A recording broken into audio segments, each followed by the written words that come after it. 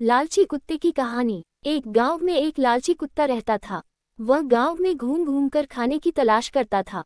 वह इतना लालची था कि उसे जितना भी खाने के लिए मिलता था उसे कम ही लगता था। गांव के दूसरे कुत्तों के साथ पहले उसकी अच्छी दोस्ती थी, लेकिन उसकी इस आदत की वजह से सभी उससे दूर रहने लगे। लेकिन उसे कोई फर्क नहीं पड़ा, उसे सिर्फ अपने भोजन से मतलब था। कोई न कोई आते जाते उसे खाने के लिए कुछ न कुछ दे ही देता था। उसे जो खाने को मिलता उसे वो अकेले ही चट कर जाता। एक दिन उसे कहीं से एक हड्डी मिल गई। हड्डी को देखकर उसकी खुशी का ठिकाना न रहा। उसने सोचा कि इसका आनंद तो अकेले ही लेना चाहिए। ये सोचकर वो गांव से जंगल की ओर जाने लगा। रास्ते में वह पुल के ऊपर से नदी पार कर रहा था, तभी उसकी नज़र नीचे नदी के ठहरे हुए पानी पर पड़ी। उस समय उसकी आंखों में सिर्फ हड्डी का लालच था।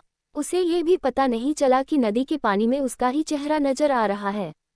उसे लगा कि नीचे भी कोई कुत्ता है जिसके पास एक और हड्डी है। उसने सोचा कि क्यों न उसकी भी हड्डी छीन लूं, तो मेरे पास 2 हड्डियां हो जाएंगी। फिर मैं एक साथ 2 हड्डियों के मजे से खा सकूंगा। ऐसा सोचकर वह जैसे ही पानी में कूदा, उसके मुंह से हड्डी सीधे नदी में जा गिरी। मुंह से छुटकर हड्डी के पानी में गिरते ही कुत्ते को होश आया और उसे अपने किए पर पछतावा हुआ। कहानी से सीख। इस कहानी से हमें ये सीख मिलती है कि हमें कभी भी लालच नहीं करना चाहिए।